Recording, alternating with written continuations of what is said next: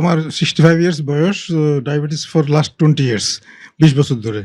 তো আমার প্রশ্ন হচ্ছে ডায়াবেটিসের কোন রোগীরা আপনার রোজা রাখলে আপনার ঝুঁকিপূর্ণ কেস পড়তে পারে? ১, ২ নম্বর হচ্ছে কোন আ রোজা রাখলে আপনার কি ব্লাড সুগার কমে যায় কিনা ডেঞ্জারাসলি বিপজ্জনকভাবে? ফ্যাক্টর আছে এখানে যে আপনি কোন ধরনের ডায়াবেটিসে ভুগছেন। আপনার কি টাইপ 1 ডায়াবেটিস না টাইপ 2 ডায়াবেটিস, একটা পয়েন্ট।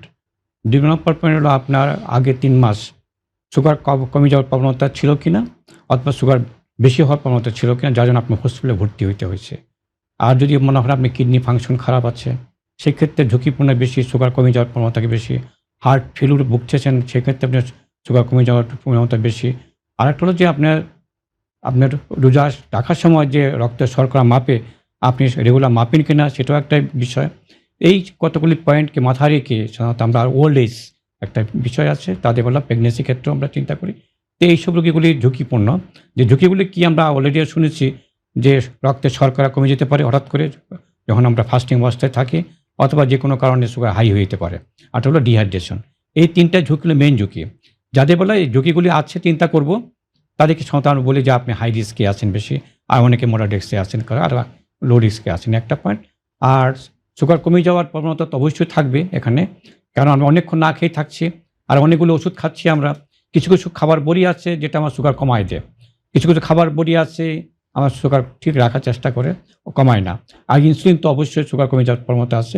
এই রুগীগুলিকে আমরা বেশি চিন্তা করি যে তিনি কোন ধরনের ওষুধ খাচ্ছেন, ওনার কার্ডিয়াক সমস্যা আছে কিনা, হার্ট কিডনির সমস্যা আছে কিনা, লিভারের সমস্যা আছে কিনা, উনি ঘন ঘন সুগার কমে যাওয়ার প্রবণতা আছে কিনা। সেক্ষেত্রে আমরা ওনাকে একটা স্ট্রাকচার এডুকেশন দিই। রমজানে কমপক্ষে 3 মাস আগে থেকে এই এডুকেশনটা নেওয়া দরকার, ডাক্তারকে পরামর্শ করে যে আমি ঝুঁকিতে আছি কিনা, ঝুঁকি থাকলে আমি কীভাবে ঝুঁকি কমায় দিয়ে আমি সুন্দরভাবে রোজা রাখতে পারি, আমার যত রিচুয়ালস আছে রোজা সেগুলো পালন করতে পারি। এই স্ট্রাকচার এডুকেশন প্রোগ্রামটা প্রত্যেক ডায়াবেটিস রোগীর রমজান হওয়ার অ্যাটলিস্ট 1 মাস আগে থেকে যদি আপনি চিকিৎসা সম্পন্ন হন, তাহলে এই ঝুঁকিগুলো আপনি কমানো সম্ভব হবে। আপনার খাদ্যাভ্যাস কী হবে, কীভাবে খাবেন? আমরা জানি তো খাদ্যাভ্যাস সাধারণত আমরা 6 বেলা করে খাই। আমরা দিনের বেলা নাস্তা করি, একটা স্ন্যাক্স খাই, দুপুরবেলা লাঞ্চ করি, বিকালবেলা স্ন্যাক্স খাই, রাত্রেবেলা ডিনার করি, আবার রাত্রেবেলা একটা স্ন্যাক্স খাই। এই 6 বেলা খাবারটাকে আমরা 3 বেলা নিয়ে আসতেছি। এই 3 বার খাবারটা কীভাবে হবে আপনার জানতে হবে। ফিজিক্যাল অ্যাক্টিভিটি করতে পারবেন কিনা আবার জানতে হবে। সুগার মাপতে হবে, কয়বার মাপতে হবে। যারা ঝুঁকিতে বেশি থাকে তাদের ঘন ঘন সুগার মাপতে হবে। যারা কম ঝুঁকিতে থাকে তো কম মাপতে হবে। যারা ওষুধপত্র খাচ্ছেন যেটা সুগার কমে না, সেটা কম মাপলেই চলবে। আর যারা ওষুধপত্র খাচ্ছেন যে সুগার কমে যাওয়ার প্রবণতা আছে, খাবার বড়ি হোক, ইনসুলিন হোক, সেক্ষেত্রে বেশি করে মাপতে হবে। যে মাপাটা না, আপনার ওষুধপত্র বিন্যাস। আপনি রোজার আগে যে ওষুধ খাচ্ছেন সেই ওষুধগুলি আপনি কীভাবে খাবেন রোজার সময়, এটা কিন্তু আমার জানতে হবে।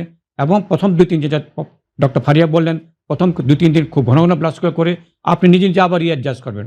এই রিঅ্যাডজাস্টে আপনি ওষুধ কেমনে করবেন সেটা কিন্তু আপনি চিকিৎসকের সাথে কথা বলতে হবে।